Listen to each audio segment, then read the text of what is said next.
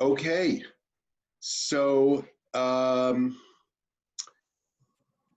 today's topic is racism, and I think it's a very interesting lens in which to look at problems of social justice. As I said to Shmuley, I'm not an identity politics person. In other words, I sometimes think that when it becomes the only lens, that it's a distorting lens. But I think that it is also a very, very helpful lens. And as we see in the United States today and in Israel as well, the issue of racism isn't going away, and is it's going to keep flaring up. So I grew up in Los Angeles, and I grew up in a family in which identification with the poor was part of our identity as Jews. I also grew up in an era, I'm 62 years old. Actually, tonight is my Hebrew birthday. The last era of Shavuos. Thank you. So I grew up in a different era, and I grew up in an era in which racism was very prevalent in the United States. I mean, much more so. I don't know if it's much more so than today, because of course we have the Trump presidency and so forth. But I mean, I'm just saying that in contrast, at least the Orthodox Jewish community that I grew up with didn't seem like they were as racist as the rest of the world, simply because we ourselves were subject to a lot of prejudice. It was a time before Orthodox Jews had self-confidence within within American society. And I came to know, to understand that Judaism, when I was brought up, the religious spirit in my family was that although, of course, there was an essential difference between Jews and non-Jews, because we're part of this, as part of the religious, we're religious Jews, and it's a thing to be Jews. And so that, of course, that existed. But it was also clear that we totally identified with the poor and, African Americans, Mexicans. I remember for many, many years, we didn't eat lettuce and grapes because, and I thought it was just another form of kashrut because of Cesar Chavez and and the strike of those workers. So the first racism I was really exposed to in my family was racism against Hungarian and Romanian Jews, where my mother would, there was that kind of intra-Jewish kind of racism and ethnic superiority of the Lithuanians and the Poles over the Hungarians and the Romanians. Anyway, I don't really want to talk that much about the United States because I've left there a long time ago, and I think I have more to contribute talking about Israel and then about the developing world. And I really want to hear your questions. So even though you're muted, I'm very happy for people to unmute themselves and interrupt me and to ask questions. So my most probably profound,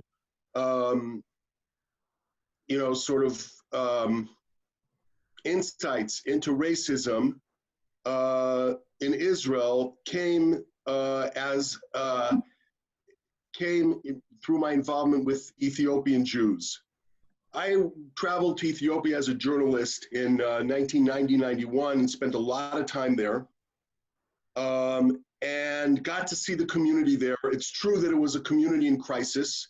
It's about 25,000 Ethiopian Jews who had come down from the mountains of Gondar and were now in Addis Ababa, living in very difficult conditions, dislocated from their life, living basically as internal refugees. As so many people, I later, understood that this movement from the rural villages to the slums of developing world cities is a very common, almost it's a classic move. But anyway, that was the situation of the Ethiopian Jews. And yet I was able to see what a strong community they were, that they had their own institutions, they had their own elders, they had their own leaders. They had a strong and deep spirituality. And at the time, when I was in Ethiopia, just praying and hoping that they would come to Israel, it seemed to me that then everything would be fine. They just had to get to Israel and everything would be fine. In truth, in one sense, that was true, because in Ethiopia, they were deeply threatened by, potentially by disease. There were people who were dying there every day, of children who were dying of measles every day, people being exposed to AIDS, danger of hunger and of civil war, much more immediate danger to their life. So I just felt, okay, let's come to Israel and everything was going to be okay. But then what happened was I came back to Israel after spending, being there for a long time, being in Operation Solomon, being there when the rebels came into Addis Ababa. But I came back to Israel, and about a year and a half after I came back, I was asked by the American Association of Ethiopian Jews, which actually had been a gadfly organization which pushing Israel to bring Ethiopian Jews to Israel and to make Aliyah for maybe 20, 30 years, and actually having exposed some of the neglect and the delays that happened and did not necessarily have to happen. But in any case, they'd always said that they were going to close once the Aliyah happened. And they asked me to be in charge for their last year in Israel. And I started to look around at what was happening once the Ethiopian Jews were in Israel, and began to see that there was a grave danger that Ethiopian Jews would be pushed into a kind of underclass position in Israeli society. So why? Why did this happen? And how this happened, and sort of the combination of policy and prejudice that the Ethiopian Jews encountered as a group when they came to Israel really helped to shape the way that I look at racism.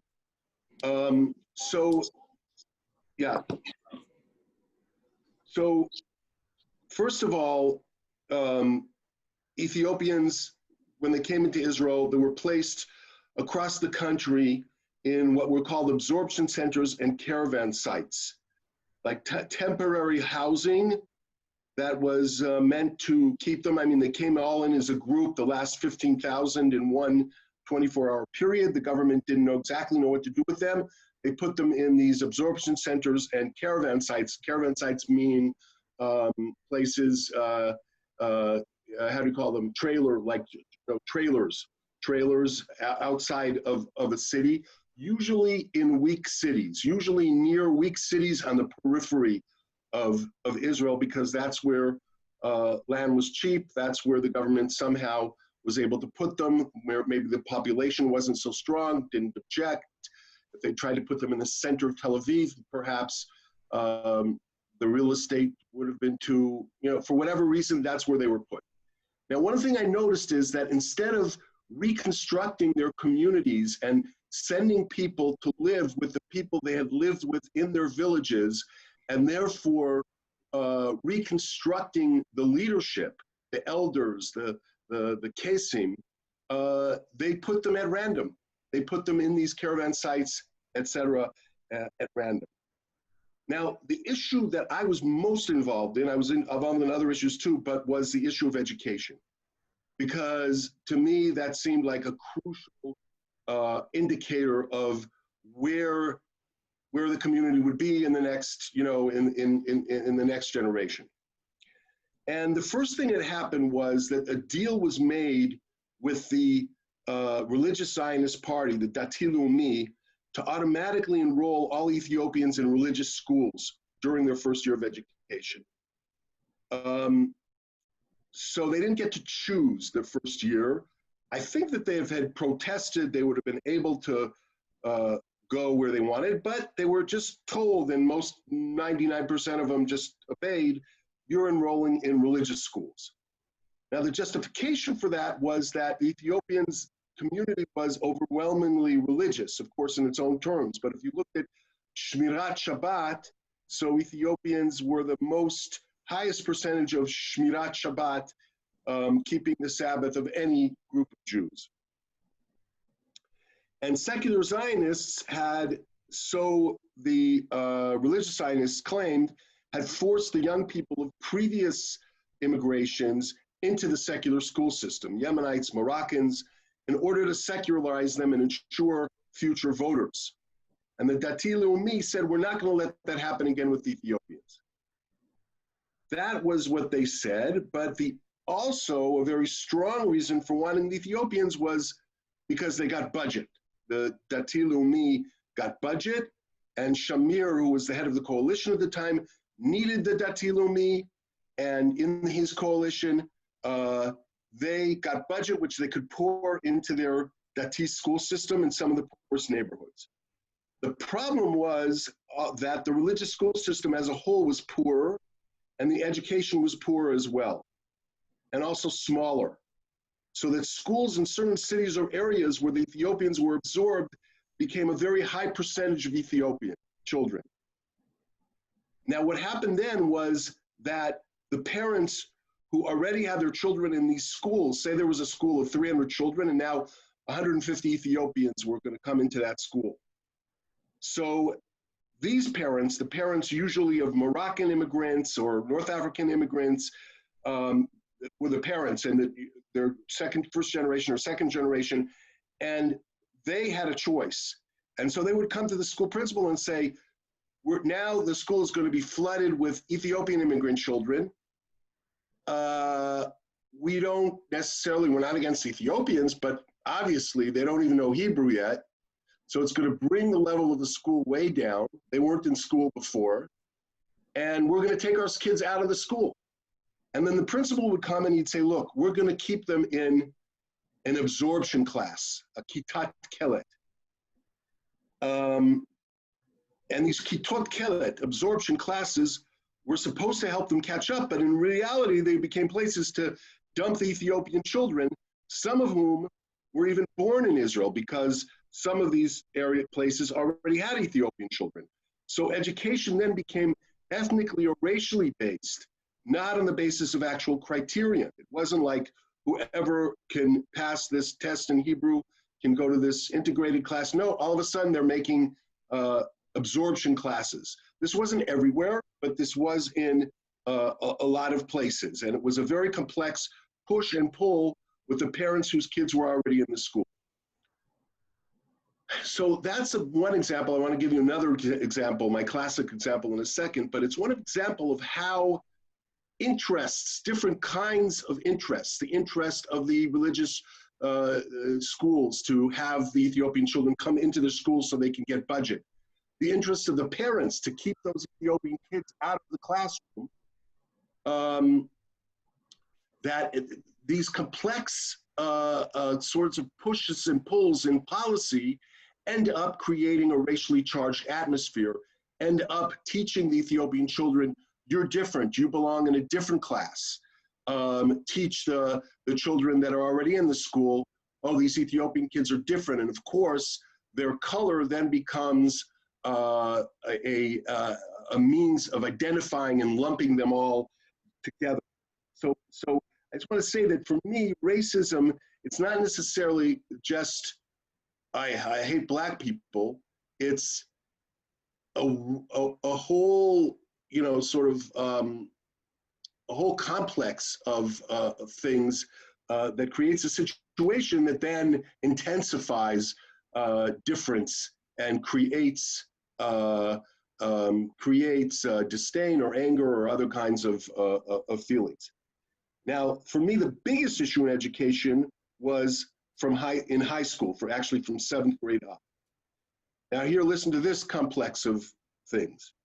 There was a school system called Aliyat HaNoar, which was a system of about 30 or 40 high schools that were boarding schools, and that had been created in the aftermath of World War II to take in children from the Holocaust, high school children who were coming to Israel and didn't have parents.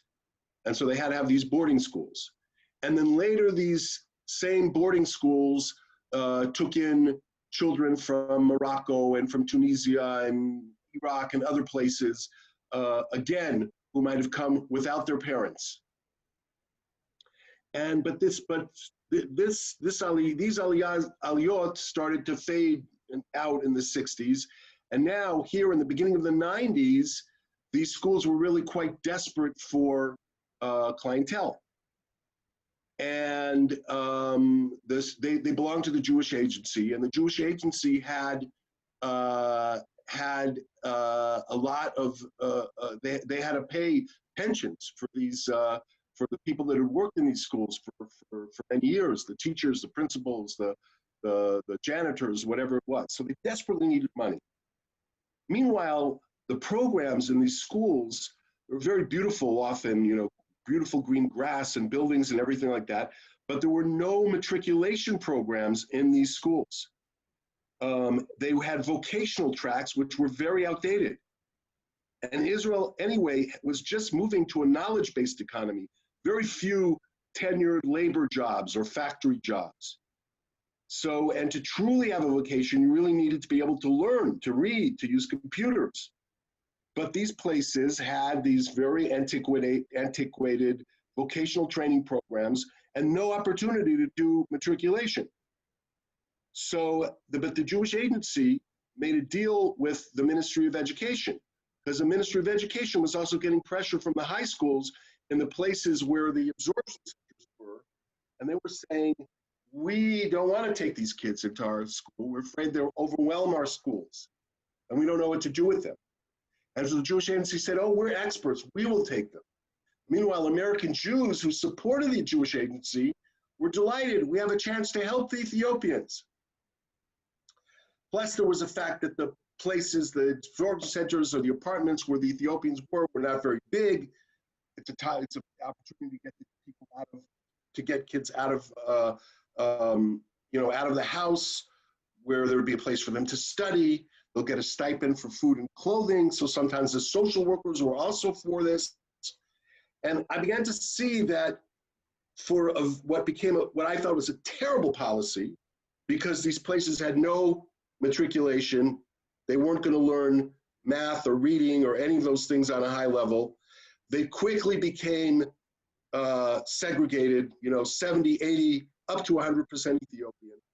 If there were any Israeli kids in there, they were kids that were taken out of, you know, they were welfare kids, whose maybe the father was in prison and the mother was, you know, whatever it was. They were really welfare children, and these were the children that the Ethiopians were going to be integrated into. So what I saw was that the reason for these policies that really created a racial divide and really marked people racially had a variety of motivations.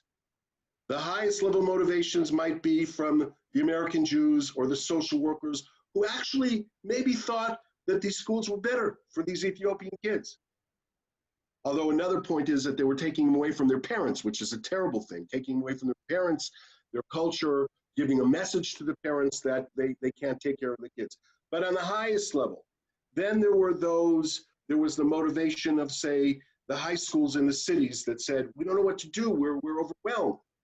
So that wasn't a great motivation, but it wasn't necessarily terrible.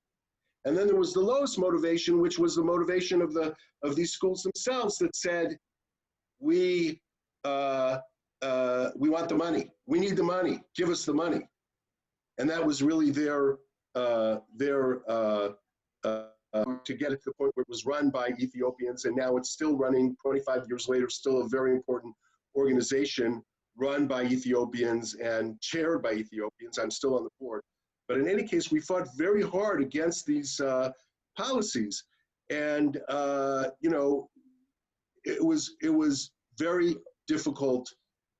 There was some understanding on the American side, very difficult to make some people understand. I remember going to the president of Hadassah, you know, who sponsored one of these schools or a couple of these schools, and telling her, you know, this isn't right. And really the schools have to be to serve the kids. And she said, that's not fair. A statement that I never really understood. In the end, we were able to get William Safire to write about this issue. I don't know if any of you remember him, but he was a columnist for the New York Times, a right-wing columnist actually, but he wrote very nicely about this issue. And meanwhile, the Israeli government was in such a snit that I remember when I once made a trip to I was about to make a trip to the United States and meet with all kinds of people from the American Jewish community, and the person who was the counsel in New York at that time said, "Oh, Micha's going to go meet with Louis Farrakhan." That's what we heard. You know, they were putting out all this kind of trying to, trying to say that it was that to critique what was happening was anti-Israel. But anyway, the point is that I could see right in front of my eyes how race was being, like, Ethiopians didn't come with a consciousness that they were Black. In fact, in Ethiopia, the Amhara and the Tigrim that are, and the Ethiopian Jews belong to both of those groups, consider themselves red, so to speak. Whereas there are other darker people. They didn't consider themselves Black, but a combination of needs and policies created segregation and then created their feeling, and the white and the other Jews, other young people and other Jews' feelings of, Blackness and of race. Another issue with the Ethiopians, it's also an example of this, was housing. So along came the Israeli government, and it came along with this fantastic initiative that they want Ethiopians to own their own homes, their own apartments. That's going to give them a foothold in Israel. And that's a fantastic idea. The problem was that, they also said we don't want Ethiopians to be in the periphery because we want them to be where there will be jobs. Also a good thought. But then they gave them just enough money to buy in one of the 20 cities that were designated as central enough to be part of this program, to buy in the worst neighborhoods in these cities, which very quickly became, again, kind of segregated areas. And then moreover, they were not willing, there were a lot of people who were unscrupulous who would come to the Ethiopians and say, here, you give us the money that the government gives you, and we'll give you this apartment, and we'll give you cash too. The problem is the apartment was only worth $70,000 or $80,000. They give the Ethiopians, an extra $5,000 in cash, but really selling it to them for much less than it was worth.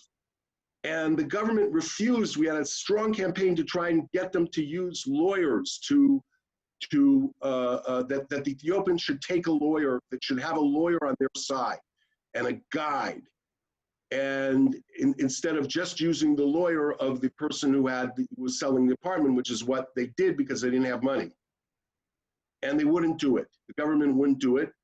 And so this very well-meaning sort of program actually had often a disastrous effect of bringing Ethiopian families into the worst neighborhoods in the center of Israel. So again, it's often, to me, the fine details of policy that create or at least intensify issues of race.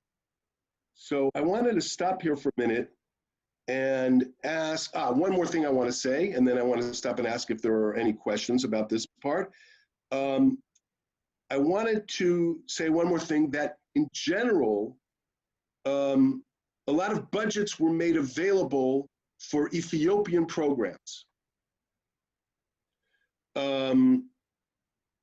And so that if a school or a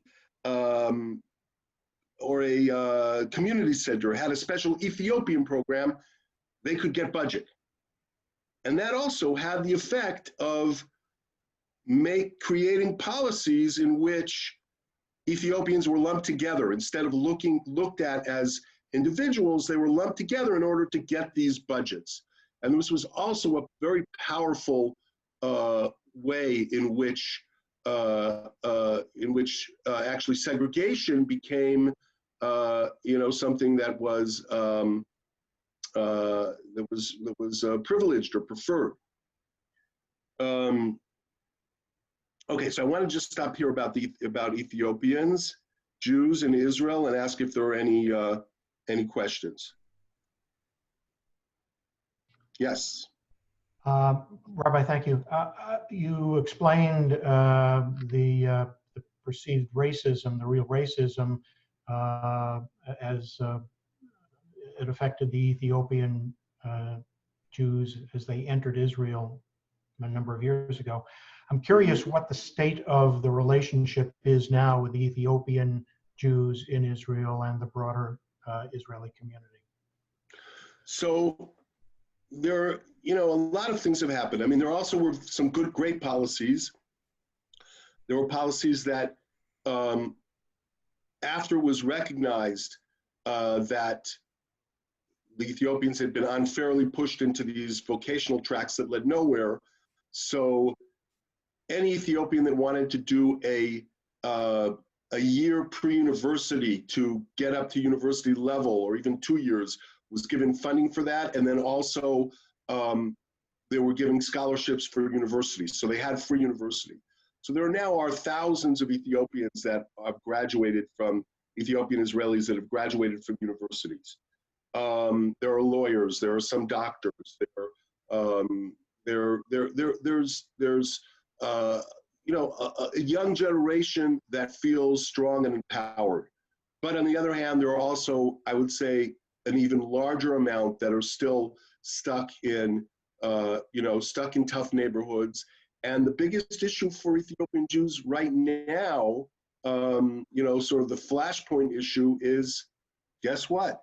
Relationship with the police, which is, really interesting. How these things are like, how closely Israel and the United States are somehow in sync in these things. So in the last year, there were 2 young Ethiopian kids, 19, 20, who were killed by policemen. One of the cases was a young man, Yehuda Diago, I think his name is, who was post-army, and he had some kind of breakdown, and he was walking around with a knife, and the parents called the police. And of course, the police should have come with a special unit of how to take care of this problem. He wasn't with a gun; he was with a knife, and apparently he ended up lunging at the policeman, and the policeman shot him and killed him. And then about 6 months later, a more mysterious case, someone named Solomon Teka, where the trial's going on right now. A policeman saw a group of Ethiopians fighting with each other somehow, and he was off duty, and he came, and he supposedly, what he says is that he shot into the ground, and the bullet ricocheted and hit Solomon Teka and killed him. But the Ethiopians were buying it. There was actually a huge demonstration where cars were overturned and all kinds of things like that. But there's just a feeling among Ethiopians that they're being targeted by police. That young Ethiopians are being, no matter who their parents are harassed by police. I wrote a piece about this because my piece I wrote that for a long time I didn't believe that there was that kind of racism here in Israel. I thought the racism was a racism of lowered expectations, of bad policies, but then it came out, these recordings of policemen in Kiryat Malachi who were really saying really terrible and racist things. So there is that, and yet there's also, like I said, many thousands of graduates from college, people clerking at the Supreme Court. There's now the first Ethiopian minister, a young woman who is the minister of absorption now, and then a deputy minister and another Knesset member.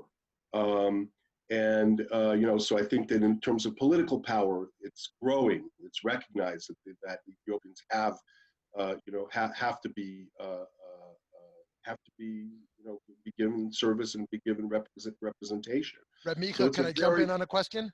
Yes. First of all, I'm loving this. I'm loving seeing you and learning from you. Thank you. And you're holding so many different pieces here. And I know we'll get to the global south as well. But yeah. I wonder, what do we know about the Ethiopian Israeli political positions? I mean, there's probably a range on asylum seekers in Israel.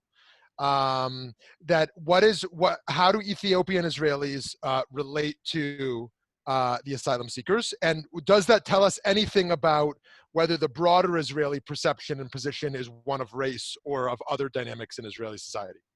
Right. So you're absolutely right that there is a range. The leaders that I'm closest to, like Shula Mullah, took a very strong stand pro refugees, and spoke at rallies, etc. There's everything. There's also right-wing Ethiopians who don't want to be confused with refugees. I like to say there's so many different kinds of Ethiopians. Like, I go to Uman. I like to go to Uman every year because it's one way I keep my hand on the pulse of the Haredi world, or just what's happening there. There are tons of Ethiopians in Uman. So there's all kinds of ways of integrating and so on. But I would say that the leadership of the Ethiopian community has been supportive of the refugee community and sees and understands, because they understand that race is an issue, and they understand that the African refugees are not being treated the same as people who are slipping in from Ukraine or from Georgia or from other places. Yeah. And in fact, I wanted to get to the refugees before I moved to the global south. Just a couple of words on the refugees and racism. Because there, I really do. I find it so, so irksome that most of the religious right, again, not everybody. We have people like the Rabbi of Ofra or Rabbi Riskin, who are more associated with right wing on issues of settlements and so on and so forth, who have been supportive of the refugees. But so many of the religious right are. Have been terrible on the refugees, and whereas they're willing to annex, and take in 2 million hostile Palestinians, but the refugees are somehow feel like a threat to them, and I can only think that is part of that is racism, and of course in Israel in general. And we're talking about Judaism and racism. So for me, I find very disturbing the sort of Jewocentric stance of much of Orthodox Judaism, both in the Dati Leumi world and in the Haredi world. And I see it as something that is connected, first of all, with an alienation from social justice issues. Where in the 30s, 20s, and the 30s, these may have been very live issues for Orthodox Jews, but in the post-war, post-Holocaust world, somehow social justice has mostly faded away. Obviously, not completely, because we have people like Shmuley and Uri Tzedek and many other people as well, but and the it's sort of this I see as like a primary mission of is to somehow invigorate the universal strain in Orthodox Judaism. So I find myself at Uman. I made a pamphlet. I'm just handing out about Avat HaBriot in Uman, trying, my mission to the Haredim. But so deep problem. The conjunction of nationalism and of the idea of chosenness and of difference, and also, of course, the fear of assimilation in a global world, which reinforces that, is deeply problematic. Deeply problematic. Okay, so to the yes, anyone else wanted to ask something, say something? Elliot, I'm glad to see you here also. Yeah.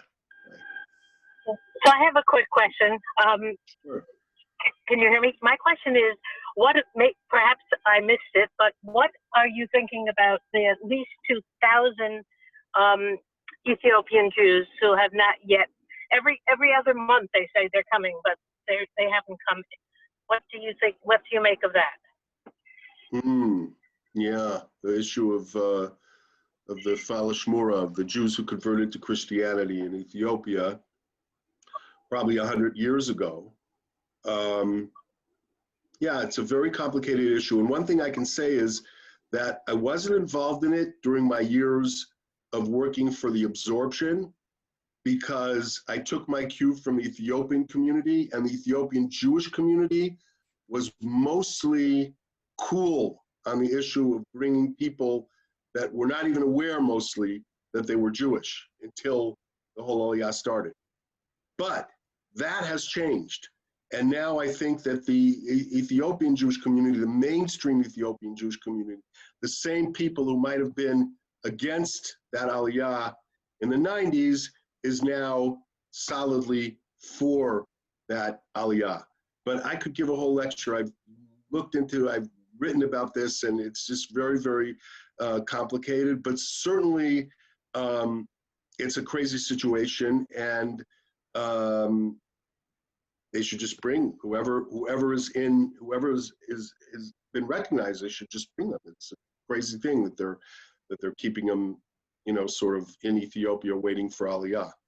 But it's the whole history of it is very, very complex. That I can tell you. I'd be glad to do something about it. To talk about it at some point.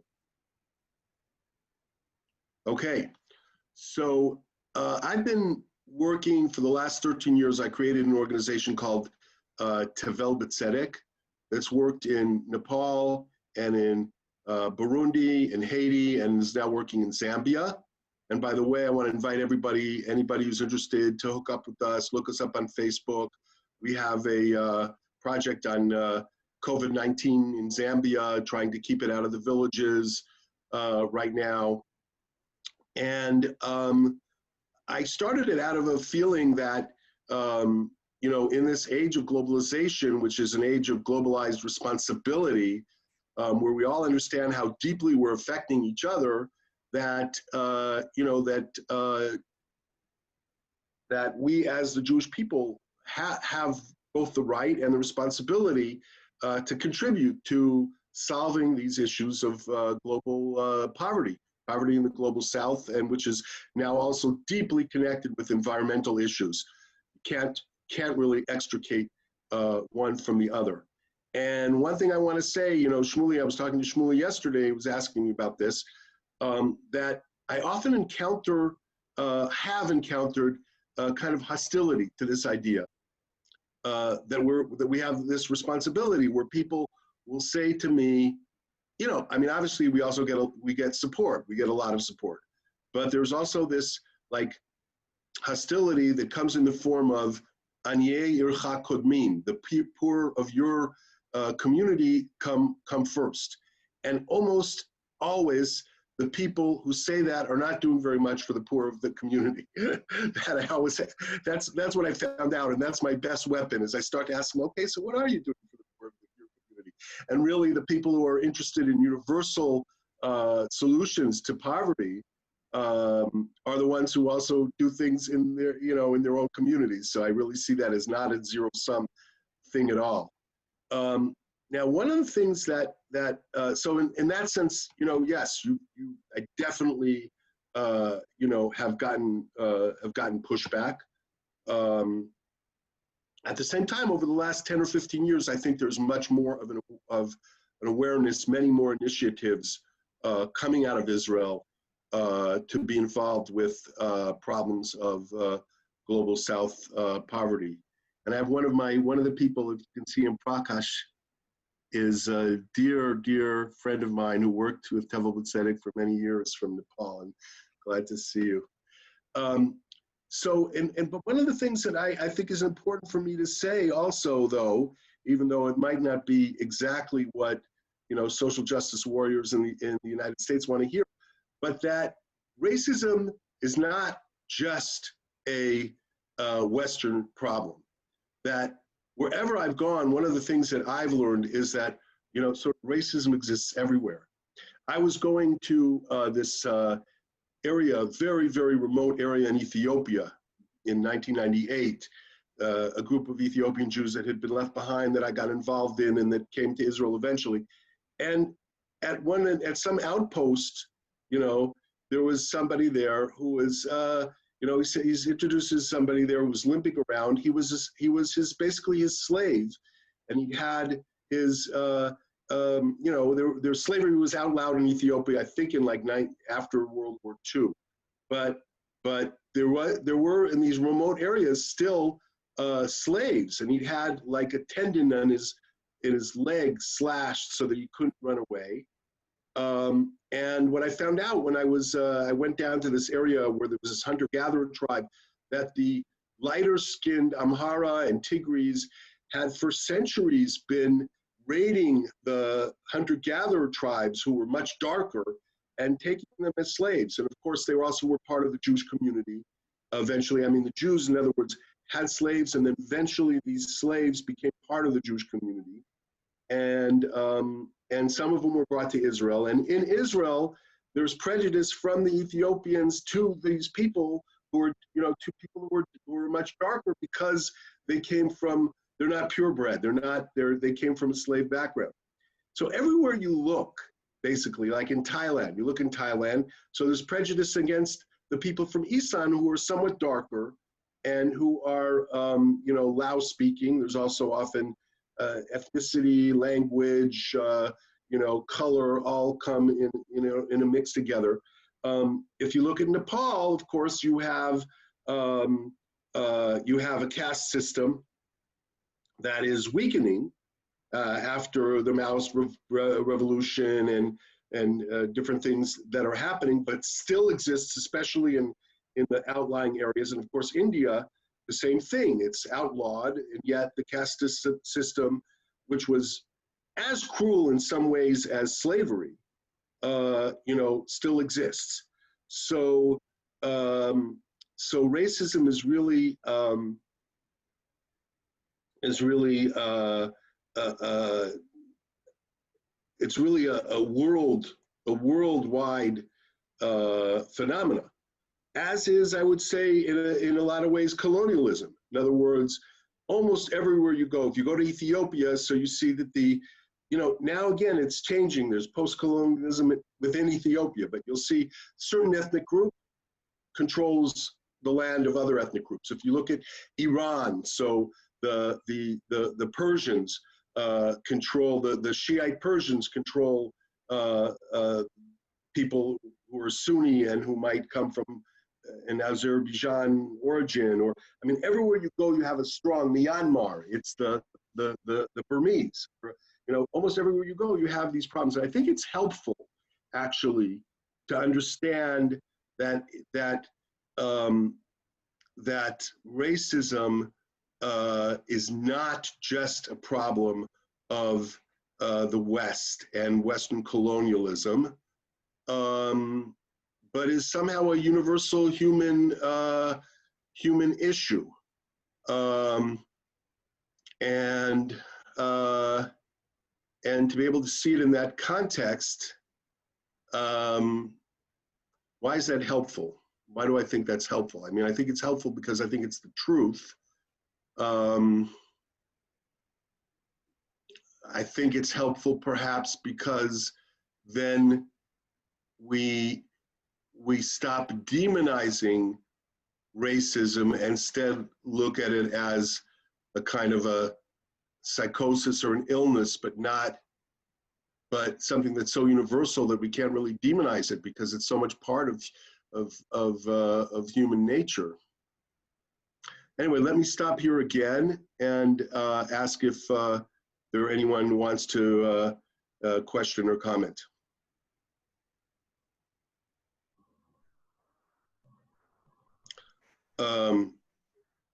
Okay. All right. I have a question, Rabbi. Yeah.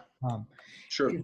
Noticing that the Washington Post just released an article today saying that police shootings in America are now one of the highest contributing mortality rates for African Americans, and it's really scary to see that 1 in 1,000 young Americans have the risk now to be shot by police officers, and it was a really disturbing account to see that recently with the death earlier this week that has been going viral here in the United States. Have you seen the level of violence that is contributed through white supremacy and racism anywhere else in the world as it is here in the United States? I think in the United States it's different because in the United States the country is based on the idea that even though of course there's the dark legacy of slavery, but the country is supposed to be based on the idea that everybody is an equal citizen, and most other countries are national in their origin, and so what you see most strongly in other countries is clashes between different ethnic groups. So for example, in 2016, I was in Ethiopia, and there's been a government since 1991 there that was really one ethnic group, which was not the largest ethnic group, had the power. And I was in this city called Bahardar, and there was a huge demonstration of the Amhara, who were a larger group than the Tigrians who had power. And at that day, about 50 people were shot by army or by police. And this is something that keeps repeating itself in countries like Ethiopia, where you have these ethnic clashes, or in Burundi, where you have the Hutu and the Tutsi. I think that there's a special kind of ugliness in what happens in America, and of course to a lesser extent I think Ethiopians feel it in Israel, but where where you have a country that's supposed to be based on not on ethnicity and based on equality, and you have I'm just wondering what it is about the police force that is it that the police force is attracts racists, attracts, like, what is it? I'd open that question up to you guys, like, what is it and what do you think we can do? Because it is a problem in Israel as well. Like, how can we change the police force? I'll tell you one thing. The Association of Ethiopian Jews in Israel found that there were cities in which things were different. So for example, the city of Ashkelon, the head of the police there made it his business to, number one, every single encounter with an Ethiopian young person was to be reported to him, and he would get involved with the follow-up and the treatment. So every policeman knew that he was doing that.